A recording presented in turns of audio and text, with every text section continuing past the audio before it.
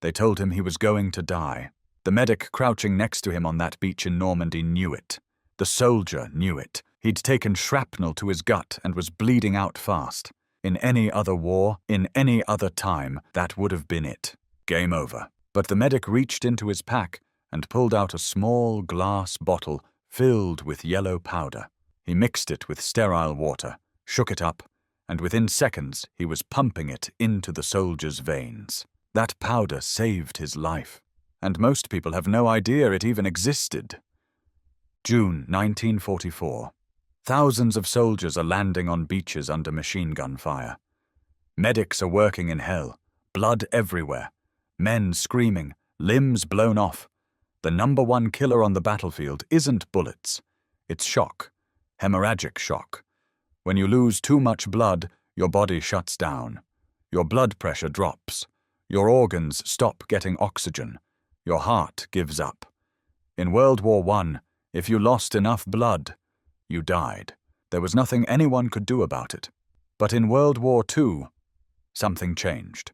Medics had a secret weapon that could pull dying men back from the edge. It came in a bottle. It looked like yellow dust. And it was one of the most important medical breakthroughs in human history. This is the story of dried blood plasma, the forgotten miracle that saved more lives than almost any weapon or strategy in the entire war. And the story of how it got to the battlefield is just as incredible as what it did once it got there. Let's go back to the beginning. Before World War II, if you needed a blood transfusion, you were in trouble. Blood transfusions existed, sure, but they were complicated and dangerous. First, you needed a donor with the right blood type. If you gave someone the wrong type, their body would reject it, and they'd die. Second, blood doesn't last long. Whole blood, the kind that comes straight out of your veins, only stays good for about a week if you keep it cold. After that, it starts breaking down. The cells die. It becomes useless or even toxic. Third, you need refrigeration. Blood has to stay cold or it spoils fast. So imagine you're a medic in the middle of a war. You're in a jungle in the Pacific or a desert in North Africa. There's no refrigeration. There's no hospital nearby. There's barely clean water. How are you supposed to do a blood transfusion? You can't. That's the answer. In World War I, tens of thousands of soldiers bled to death, not because they couldn't be saved, but because there was no way to give them blood. Medics could patch wounds. They could stop external bleeding. But if you'd lost too much blood internally, if you were going into shock, there was nothing they could do but watch you die. It was one of the most frustrating things in military medicine. Doctors knew what the problem was.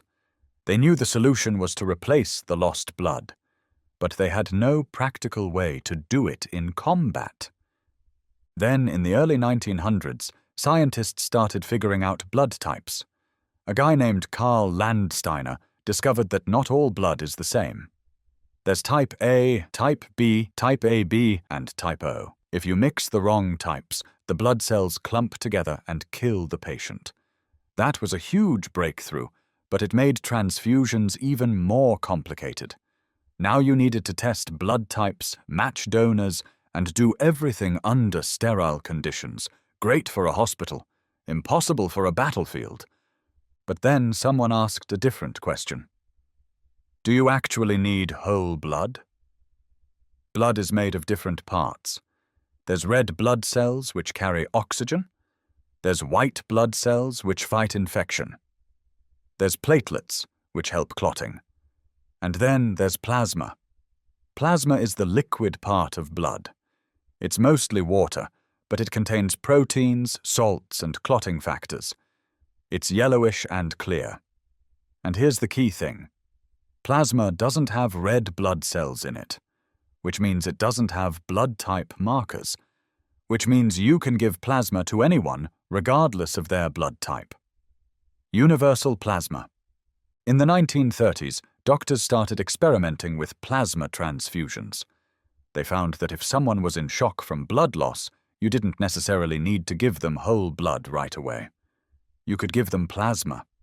The plasma would restore their blood volume, bring their blood pressure back up, and buy time until you could get them to a hospital for a proper transfusion. It was a game changer. Plasma could save people who were bleeding out. But there was still a problem. Plasma is liquid. It still needs refrigeration. It still spoils. You still can't carry it around in a backpack in the jungle. So scientists asked another question. Can you dry it? Can you turn plasma into a powder that stays stable at room temperature, then add water later to bring it back to life? The answer was yes. And the guy who figured out how to do it at scale was a doctor named Charles Drew. Drew was an African-American surgeon and researcher working in the United States in the late 1930s. He wasn't the first person to experiment with dried plasma, but he was the one who perfected the process and made it practical for mass production. Drew figured out how to collect plasma, separate it from whole blood, freeze it, then freeze-dry it into a stable powder.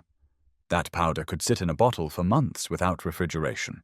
When you needed it, you just added sterile water, shook it up, and boom! Liquid plasma ready to go. Drew's work caught the attention of the military right as World War II was ramping up. The US Army and Navy realized that if they could mass-produce dried plasma and get it to medics in the field, they could save thousands of lives. Maybe tens of thousands, maybe more. So in 1940, they launched a massive program to collect blood from civilians, process it into dried plasma, and ship it to every front in the war.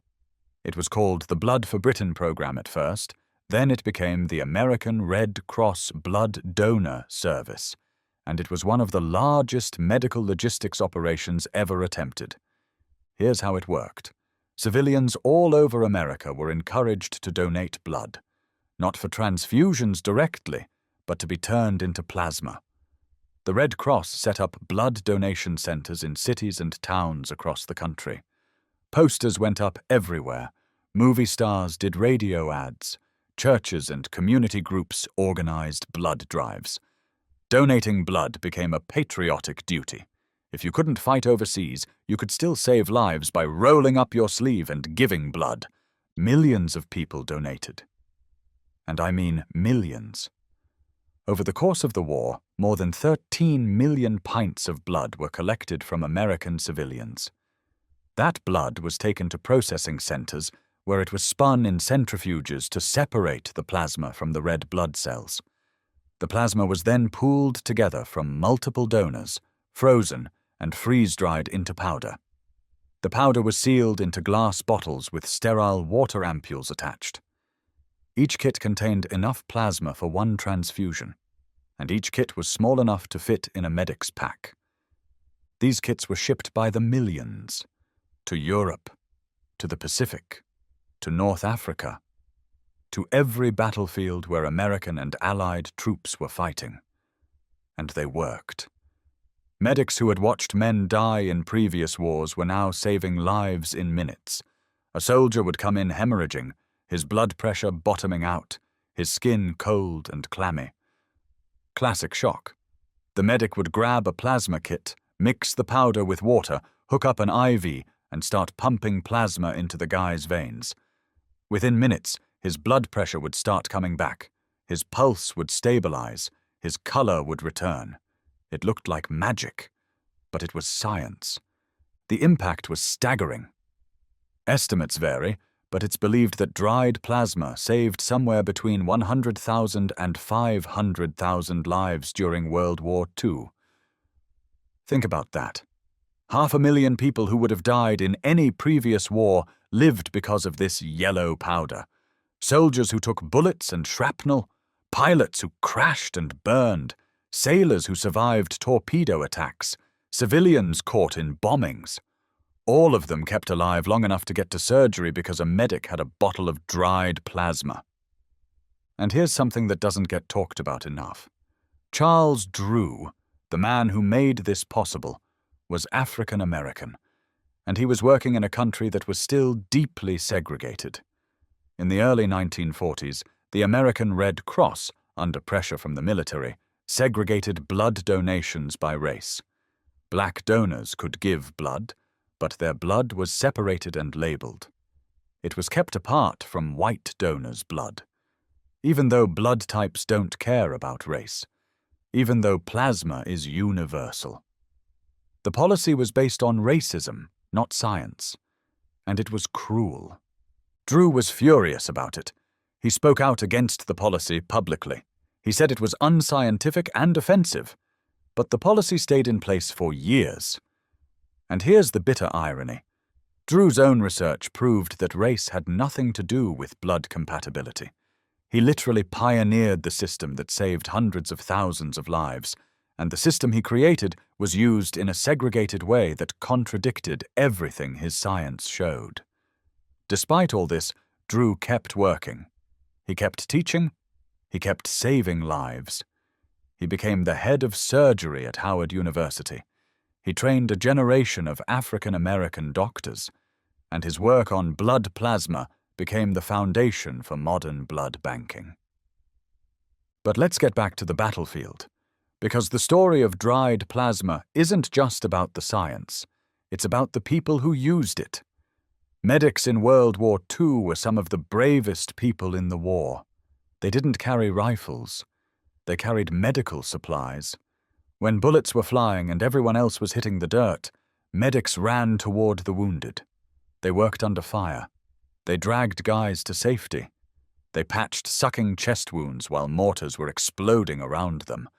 And they carried those little bottles of plasma like they were made of gold. There are thousands of stories. A medic on Iwo Jima saved a Marine who'd taken a flamethrower blast and was burned over half his body. The Marine was in shock. His blood pressure was gone. The medic gave him plasma and kept him alive until he could be evacuated. That Marine survived and went home. A field hospital in France treated a soldier who'd been hit by shrapnel and had lost most of his blood. They pumped him full of plasma and kept him stable through emergency surgery. He lived. A Navy corpsman on a ship in the Pacific treated sailors who'd been burned in a kamikaze attack. Plasma kept them from dying of shock until they could get to a hospital ship. These weren't rare cases. This was happening every single day on every front. Medics and doctors came to rely on plasma, the way infantry relied on ammunition. It became standard procedure. If someone was bleeding out, you gave them plasma. It didn't matter if you were in the snow in Belgium or the heat in the Philippines. The plasma worked the same. And because it was dried, it didn't matter if it was sitting in a supply crate for weeks or bouncing around in a medic's pack. It stayed good. That reliability saved lives. The logistics behind getting plasma to the front lines were insane. The Red Cross and military worked together to create a supply chain that stretched from donation centers in American cities to foxholes in Europe and Asia. Blood was collected, processed, dried, packaged, and shipped. It went by truck, by train, by ship, and by plane. In some cases, plasma was parachuted into remote areas where troops were cut off. In the Battle of the Bulge, when German forces surrounded American troops in the forests of Belgium, supplies were airdropped in. Among those supplies were crates of dried plasma. Medics used it to keep wounded soldiers alive in freezing conditions with no access to hospitals. There were challenges. Early in the war, there were contamination issues. Some batches of plasma were pooled from too many donors without proper testing, and diseases like hepatitis got passed along. The military had to refine the process. They started testing donors more carefully. They kept better records. They improved sterilization procedures. By the middle of the war, dried plasma was safer and more reliable than ever. Another challenge was supply. Demand was enormous. The military needed millions of units of plasma, and that required millions of blood donations. The Red Cross had to keep the donations flowing. That's why the propaganda campaigns were so intense. Posters showed wounded soldiers with captions like, "Your blood can save his life." Radio shows featured celebrities urging people to donate. Donation became a social expectation. If you were healthy and able, you donated. It was your contribution to the war effort, and people responded. Blood donation rates during World War II were higher than they've ever been since. People lined up at donation centers. They gave blood multiple times. Factory workers donated during lunch breaks. Housewives donated while their kids were at school. It became a national movement. A civilian army of blood donors supporting the soldiers overseas. The impact went beyond just saving individual lives. Dried plasma changed military strategy.